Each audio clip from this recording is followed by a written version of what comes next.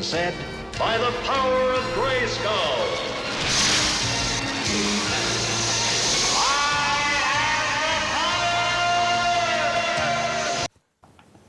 Hello, this is just a quick review for Kingdom Come Deliverance 2. I played the first one, absolutely loved it. I was playing other things and then this came out, I think. I can't remember when it came out, it might be in like March or something like that, or September I think it was. But it came out and I didn't have enough space on my hard drive, and also, like I said, I was playing other things, so I thought I'll put it off and wait until it comes down in price. I managed to get it on a discount. It was only, I think, 30 quid. But it's worth every penny because it's so huge, this game. It's like, you'd be playing it for hundreds of hours. And what's good about it, it's sort of like Red Redemption 2 in the fact that when you talk to NPCs and you say things to them, you can find out, rumors or like hidden treasure or stuff, people that might need help, stuff like that, just by talking to these other people, which is a lot like Red Dead. And also, depending on the decisions that you make, depends on the actual like the way the world happens. So your actions have consequences, basically, which is the same as Red Dead. But apart from that, and you ride around on a horse. But apart from that, it's totally different. Different time. This is like the 1400s, and you're in Bohemia, which is like Czechoslovakia, I think. But as you can see by the graphics are amazing. And it's, if you haven't played the first game, there's quite a lot to take on board. It feels a bit daunting because it's so in depth. This game, it's like what an RPG is supposed to be. You've just got options upon options upon options of customization and things you have to do. You've got to eat, you've got to drink, you've got to sleep. If you eat anything that's went off, then you get food poisoning. You can get drunk, you can create your own potions, you can like remedies and stuff by grinding up the herbs. And obviously you've got to go out and find the herbs, you've got to pick them like I'm doing here. And then you can use them to make, like healing potions, sleeping potions, all the rest of it. So there's that side of it. You can do a lot of blacksmithing. So there's lots of blacksmithing. There's actual a DLC which is half price at the moment. It's only like a fiver, I think. But you can, if you've ever played the first game, or if you haven't, and your dad was a blacksmith in the first game, you got to do a little bit of work for your dad, like collecting them things so he could make a sword, but you never actually got to do any blacksmithing. This time you're going to go back to Ratai, where you grew up, and you're going to end up opening the forge, and you can do your own blacksmithing. And the blacksmithing on this, I haven't done it yet, but I've seen videos on YouTube of people doing the blacksmithing, and it looks amazing. It's much more in depth than things that were like last time. So you just need to create your own weapons, and you get like buffs as well. You can sharpen your own weapons and keep them sharp because obviously they'll sell for more, or they'll be more effective if they're not blunt. Same as your clothes. You can repair your clothes with tailors' kits, like armourers' kits and cobblers' kits to do your shoes. Like, it's so in depth, and as you can see here, all these little squares that are highlighted now on the left of the guy, they're for your belt. Like, I found a hunter's belt, so I've got pouches on the front now, extra pouches, so I can keep more things. And it's just explaining us to us about there, because there is so much to take on board. I would have the tutorials on.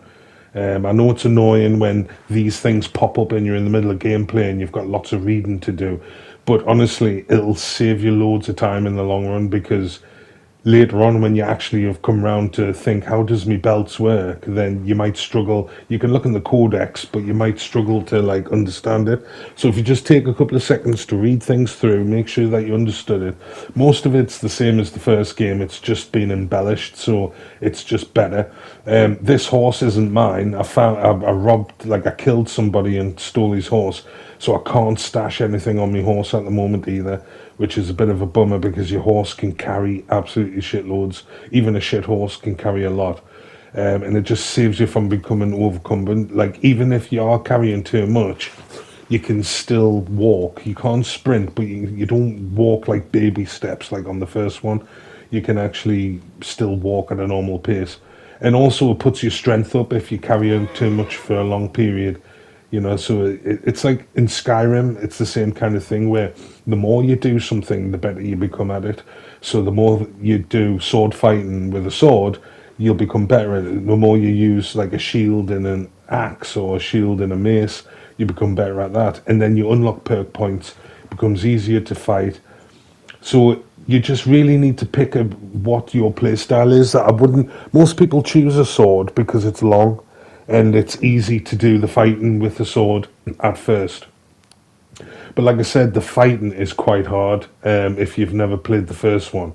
This is another new thing. Just while looking at the footage, you can throw stones, and you've got to knock birds' nests out. You can use them to distract people, distract the guards, stuff like that. But if you look to see where the actual reticle is, the little yellow dot, it's like up into the left of the where you actually want to throw the stone. So you have to try and just get it exactly right. It took me a minute to find the right position because you have to crouch so you can pick a stone up. So you're thrown from a crouching position. And not only that, you can't look up all the way. So you've got like a limited field of view when you're crouching. So it becomes a bit awkward.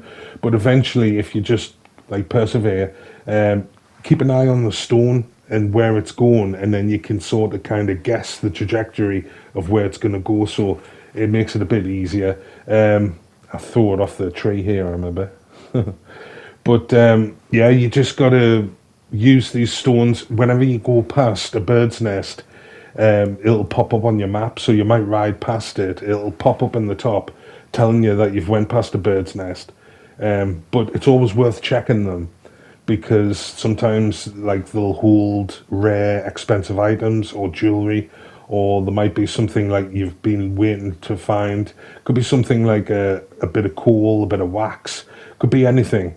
But it's always just worth looking. I mean, sometimes you'll just find an egg.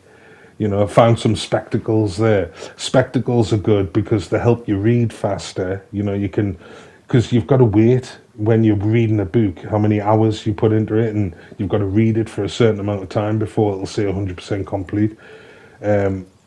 So if you're wearing your spectacles, then obviously you can read it faster in a shorter time. I'm just having a look at the graphics here. What I've noticed, the horse, they've changed the way the horse moves as well. Once you're on the horse, you can just press like L3 to sprint, and there's like different stages of the sprinting. So you've got like L3, you tap it again, you go from a trot into a canter, and then you tap it again and you go into gallop. But at the bottom of the screen, you see the green bar, that's the horse's stamina, and then you get like a really thin yellow bar underneath, which is like a boost of stamina that you're using at the moment. So overall stamina is the green, and once it gets down to the bottom, the horse will buck you off and you'll have to get back on the horse. So never really let it run out. But when you sprint, you can only sprint in bursts, so it saves you like using all your horse's stamina straight away. What another good thing is what I've just done there, is to save and quit. That's another feature that they've brought in, because you can only save the game if you drink a potion called Save Your Schnapps, alcoholic drink. You can brew it yourself when you find all the right ingredients and shit like that. But a lot of it, you're going to want to save a lot, because you come across people like that, and then all of a sudden he's hit you off your horse and you're fighting a fight that you can't win, or he's just too hard. and he beats you because, like I said, the fighting is quite hard for a beginner if you've never played the original game. It's a bit hard to pick up. I would recommend just doing combat training whenever you can, as much as you can, and the more you do it, you level up. So you know you'll get better eventually. It's just about picking the directions that the guy's not blocking. It's quite simple to get used to. It's like easy to understand but hard to master. So that makes it interesting. I love the weather effects. I love the lightning here because you do feel like you're in a massive open world. Like the map is massive. And it's so diverse and rich in things to do and people to talk to, and you'll never have nothing to do basically. I wonder why the game footage keeps pausing towards the end of every clip. But anyway, I know that a lot of people think, oh, it's too big and you know there's too much to do, but you shouldn't really think about a game like where you think I need to do every quest I come across, I need to talk to every person I come across. Just be wary when you. It's like Skyrim. When you talk to somebody, they're probably going to give you something to do. You can always turn them down, but then you get bad reputation, good reputation, like Grand Theft, Red Dead Redemption, and then people like vendors will be happy to see you if you've got a good reputation, and they might not serve you if you've got a bad reputation, that kind of thing. If you're known as a criminal, like on this now, because it's medieval times, you can get branded, you get whipped, you can put in the stocks, you can even get hanged by the executioner. So depending on the crimes that you commit and whether people catch you committing crimes, you get labeled a criminal, and then you get treated like a criminal by the rest of the world. Only lasts, I think, 3 in-game days, but then you know, people still a bit frosty with you, and it just fucks your game up. So you're better off just not being that much of a criminal unless you know you're going to get away with it. But like I said, just play the game the way you would play it in real life. A lot of the options when you're talking to people is just what you would say in real life. It's not, you don't think, oh, well, this stat is better in speech and the other stat, intimidation, is lower, so I'll try my speech stat, because it might not be what he wants to hear. So just listen to what they've said, and then you just pick an honest reaction to what you would say in real life, and you'd probably be more successful than if you will trying to play the game and pick what you think needs to be picked, if you know what I mean. But like I said, it's a massive game. It's worth. I mean, because I couldn't get a horse. I mean, a horse is like 1,000 gold, and I didn't have that much at first. And also, you can't sleep in beds that aren't yours. Because people will kick off. You'll get like 1 or 2 hours kip, and then someone will come and wake you up and tell you to leave because they're pissed off that you're using somebody else's bed. So it's always worth going to like an inn or a tavern and asking if you can sleep there for more than one night, and then that gives you like a bed. You get your own little personal chest as well to keep any stolen items in. You can wait a couple of days for them not to be stolen anymore, and then you can go ahead and sell them. But just travel light, and also that's another thing. You get 3 different outfits you can change on the fly now. So you can have like a sneaking about outfit, an outfit where you've got lots of charisma, and an outfit where you've got lots of armor for fighting. Sneaking about, obviously, dark clothes, soft shoes, you know, stuff like that. So your visibility is down. And then if you want to talk to people and generally have good stats, you want high charisma because you'll be easier to talk to people and stuff like that. But don't worry if you get, like, if it says lost reputation or gained reputation, it's only in small increments. So there, look, reputation lost because I picked something to say. But you're not like devastatingly bad. It just means it's fluctuating, it's going up and down as you're talking to this person. So overall, you just want to get a success. You don't want too many reputation points lost because then, you know, like I said, it becomes harder to interact with people within the world. But also, if you do commit a lot of crime, just don't get caught and nobody will know. You know, so it's, and you've got to change your clothes, you've got to wash your clothes when they're covered in blood. Because, like I said, people will talk to you differently. If you're covered in blood, they'll not want to talk to you or not deal with you, or they might be scared of you. And, you know, it's just, you've got to keep, it's like literally you're role playing as a medieval person. This is a part of this is where I was drunk. You can see the effect it looks like when you're actually drunk. And I'm on a mission here and I'm doing things, of drinking with these humans. I mean, if you know anything about the first game, it was the humans that killed your family, killed your mum and your dad at the beginning of the first game. So you hate the humans, but you get an option to like always bring up Skalitz, like asking these lads, like, were you at Skalitz? Were you a part of the people who went there and slaughtered everyone? And you start getting angry, and you end up having a fight with them, and you lose because they're hard as fuck. So you're better off just not talking about Skalitz when you're with them. Just try and ask them where they're going, what they're doing here, that kind of thing. Be friends with them, have a drink with them.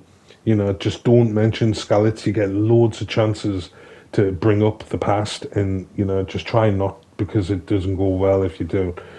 But you can if you want. I mean, that's the thing. You could wait. You could kill them. You could like, you know, you could poison the food. You could sneak about when they're asleep and stab them all. It's just up to you how you want to play, and it'll affect the mission and the people around you as and when you make those kind of decisions. So there isn't really one way to play the game. I mean, I admit if you do play it a certain way, you'll find out certain things which will lead to certain treasure and certain perks and certain things. So you might miss out if you don't make the right decisions at some point. But again, it's not something you'll notice because you'll only be playing the game as from your experience and from your point of view. So you're never going to know about the stuff that you're missing out on unless you look on YouTube and find, you know, like a beginner's guide or how to get the best armor straight away and all that stuff. But I don't see the point in that, because all you're doing is skipping loads of gameplay that you would be playing otherwise. I mean, I know it's a bit of a grind to do missions and earn money and sell things and stuff, and it's very slow, but you've got to remember this game's like over 100 hours long, so you've got plenty of time to become really good at fighting and really good at horses and have all the best gear. You've got plenty of time for that, so just enjoy your life as a peasant from now on, and you know, just enjoy that part of the game for a bit, then move on to when you're more distinguished, you've got better clothes and more money in your pocket. You know, and it helps to explore as well, because there's loads of hidden treasures, loads of caves. Whenever you find a cave or a house like this, an abandoned hut or anything like this, you want to like explore and just have a look around, and you see the little yellow marker that, like with a circle in it, that is like a point of interest. So if you do come across something, always check your map every once in a while, because it'll show you something that you've came across that's a point of interest, and you can go back and have a look. It'll tell you if there's somebody there who might give you a quest, or something like that. And even if you're in a pub or if you're in a public place, you can see people talking, and you can like listen into the conversations, and they might tell you about something. Like I overheard some people talking about the miller said he had a dead body wash up in his wheel, you know, like the miller's wheel thing, the water wheel, and it had a gold chain around its neck and nobody robbed it and stuff like that. So if you had listened to what they were saying, you could work out where they're talking about, and you can actually go there and check it out. And there's a couple of new things I've just remembered. You can get your hair cut in this one, which you couldn't on the next one, on the last one. And there's horse racing, which is just, there was horse racing on the other one, but I think it's more in depth on this one. So there's like other things you can do. You can go to the bathhouse, wash your clothes. You can even wash your clothes down by the stream now. If you get some soap, you can find like a washing spot by the water all over the place, and you can wash your own clothes, which just obviously saves money giving it to some bathhouse to do. But it's a huge game, and if you're into like medieval times fighting, you know, like swords and shields and that kind of thing, and you like living in the 14th or the 15th century, then you should definitely invest in this game, like, because it's absolutely class. And like I said, he's like, when you rob someone and you steal all the clothes, or if you knock them out and they wake up, then they'll go and check the chest to make sure nothing's been nicked. Or if you do rob them of everything, you can hear them complaining that they've stolen everything, they've even stolen me clothes, and they'll run and go and get the bailiff or the guard, and then there's an investigation, and then they're looking for someone. The guards might randomly want to search you, and if you've got any stolen goods on you, then you're going to get punished, you know what I mean? And you'll have pay a fine, or like I said, you get whipped, you get put in the stocks. It just depends. So it's very interactive, the world, and your actions do have consequences. So just keep that in mind. The map's massive, as you can see. You've got to travel. This is the red one is the main mission it's telling us to do. So just by default, you're going to end up seeing a lot of the map by just doing the quests. So it's up to you how you want to play. But my first impression is it's like the first one, but on steroids. It's the game that they probably wanted to originally release first time around, but they just didn't have it. It's like number one that's been refined. So just go out and get it. It's definitely worth it. That's it. See you later.